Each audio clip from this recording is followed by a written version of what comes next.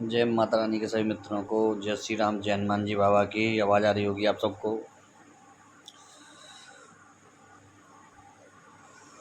दोस्तों, सब लोग कहते हैं कि जैसे पूजा पाठ के क्षेत्र में आगे बढ़ते हैं वो लोग या कुछ करते हैं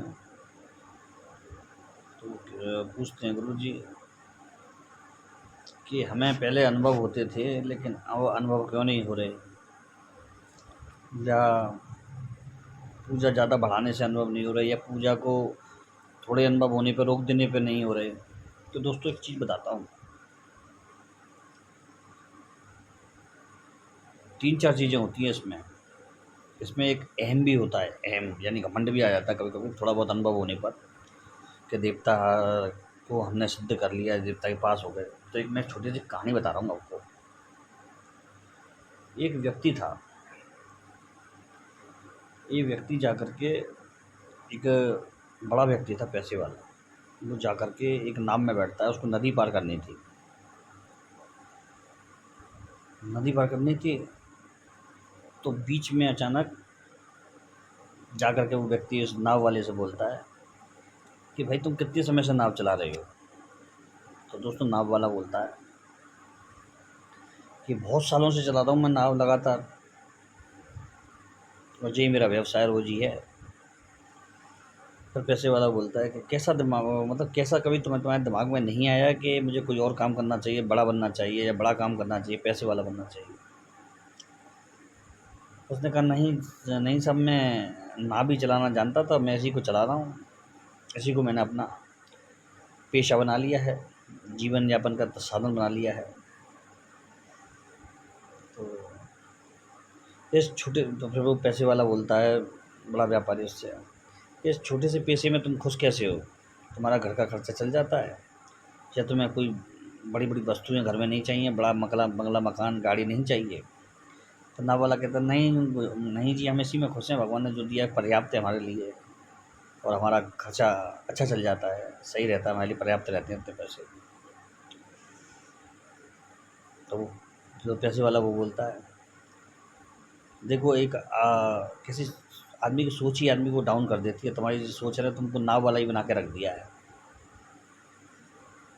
और तुम और किसी काम को तुम नहीं कर पाए, और किसी चीज़ में एक्सपर्ट नहीं हो।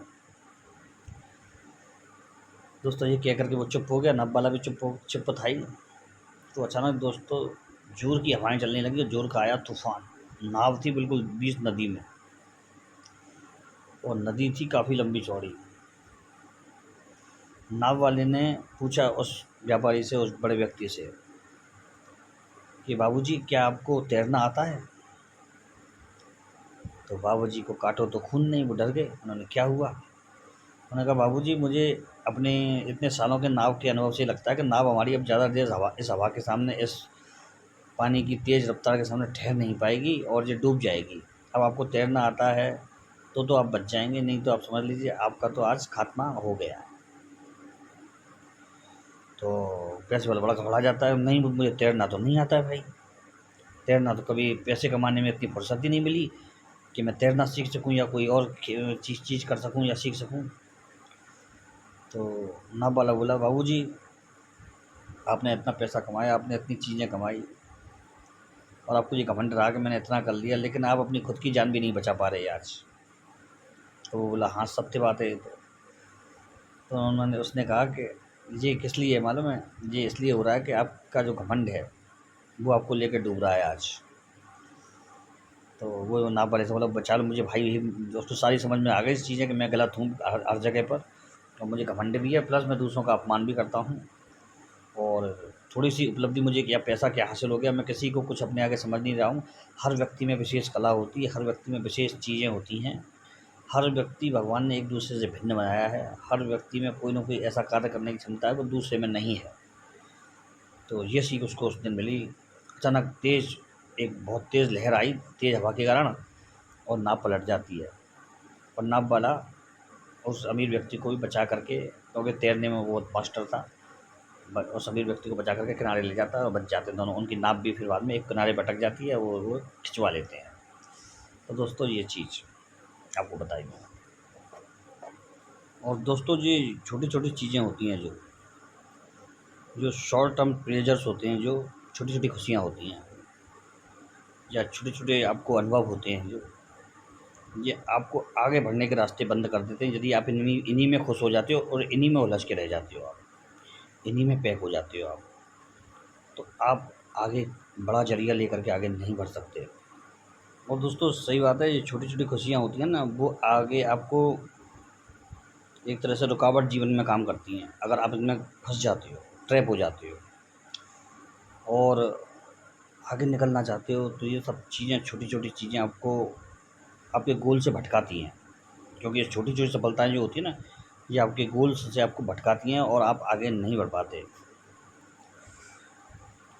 और दोस्तों आपको कभी भी जो आप स्ट्रगल कर रहे हैं, जो आपके जीवन में आने वाली परेशानियाँ, रोड़े हैं, रुकावटें हैं, इनको कोसिए मत।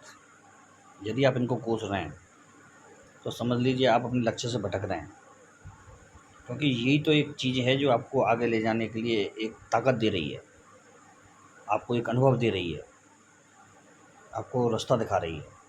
क्योंकि जितना ज़्यादा आप स्ट्रगल करके आगे बढ़ोगे, उतनी ही आपकी क्षमता में निखार होगा, उतने ही आप निखरे हुए होंगे। क्योंकि क्या है ना कि आसानी से मिल जाने वाली चीज़, एकदम सहजता से उपलब्ध हो जाने वाली कोई भी चीज़, वो लॉन्ग समय के लिए आपके लिए फ़ायदेमंद नहीं होती है। वो एक तरह से आपके लिए जाल का काम करती है, ट्रैप होता है वो, जिसमें आप एक बुरी तरह से फँस जाती हो छोटी सफलता के चक्कर में कि वो मिल चुकी है, तो आपको ये विश्वास हो जाता है कि हम बहुत बड़े बन गए, क्योंकि ये नहीं होना चाहिए। आपको मालूम है इस समय भी ऐसी स्थिति है जो किसी कारणवश बड़ी उस पर बैठ गए हैं, अपनी गद्दियों पर बैठ गए हैं, लेकिन वो जल्दीबाजी में बैठ गए हैं। तो जब वो फँस जाते हैं चक्कर में, तो उनको बहुत जानकार आदमी, ज्ञानी या समझदार या हम जैसे लोगों से टक्कर लेनी पड़ती है, टकराना पड़ता है, बताना पड़ता है हम जैसे लोगों को कि साहब हम इस तरह से इस चीज़ में फँस गए हैं। तो वो बता कब रहे हैं मालूम है? जब वो हमारा अनुभव देख रहे हैं या हमारी जो हमने स्ट्रगल करके यहाँ तक आए हैं, बहुत तगड़ा स्ट्रगल, बहुत तगड़ा संघर्ष, और वो पूरा अनुभव जीवन का 30-35 साल का वो अनुभव जो इस क्षेत्र में है, तब हम उनको समझा पाते हैं कि ये चीज़ आपने ऐसे नहीं ऐसे की थी, इसलिए ऐसा हुआ। ठीक है ना? तो ये चीज़ें आपके लिए बहुत बड़ी हैं। आपको मालूम है दोस्तों, छोटे छोटे मंत्र, छोटी छोटी चीज़ें, छोटी छोटी पूजा, यदि आप लगातार कंटिन्यू कर रहे हैं, तो आपको उसकी सफलता या उसका अनुभव अवश्य मिलेगा। उस अनुभव पर अपने आप को पूर्ण न समझते हुए लगातार आगे बढ़ने पर वो अनुभव पूरी तरह से आपके प्रायोगिक, जिसको आप यूज़ कर सकते हैं, ज्ञान में बदल जाएगा।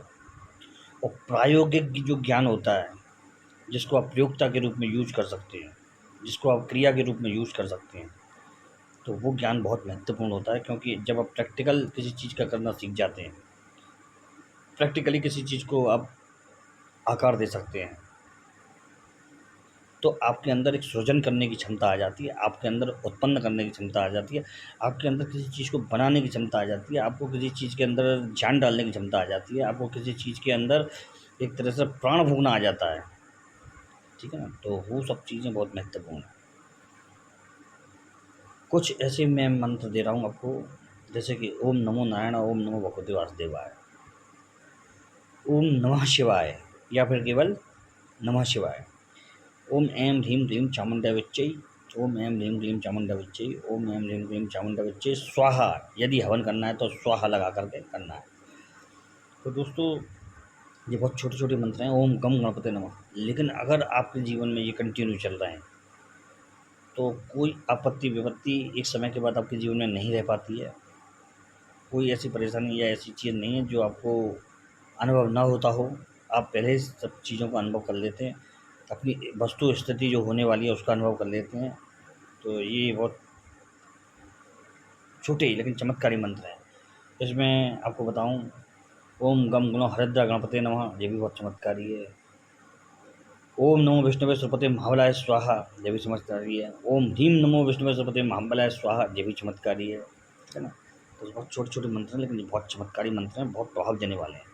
इनके संग कोई बंधन नहीं है, कोई आपके इनके संग कर मतलब परेशानी वाली कोई गैया नहीं है।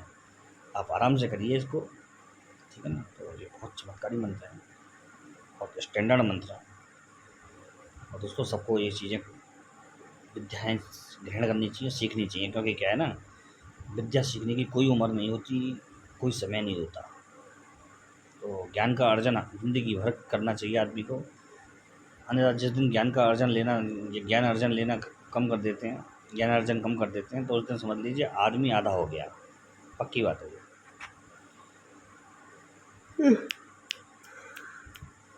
लोग तो अब थोड़ा सा आराम करने का टाइम हो गया है, तो चलिए अब आपको मिलते हैं कल एक ब्रेक के बाद, बताएंगे कोई अच्छी साधना। और कल का वीडियो जो आने वाला है वो हवन के सामग्री के ऊपर आएगा, कौन कौन सी हवन सामग्री किस किस चीज़ में प्रयोग की जाती है, सौर में, तंत्र में, उग्र तंत्र में, उग्र सौम्य में, मराठी में, सावरी में, तांत्रिकी में, वैदिकी में, सब में। ठीक है ना, तो वो आपको कल जानकारी मिलेगी। आज के लिए बस इतना ही काफ़ी है। जय श्री राम, जय हनुमान जी बाबा की।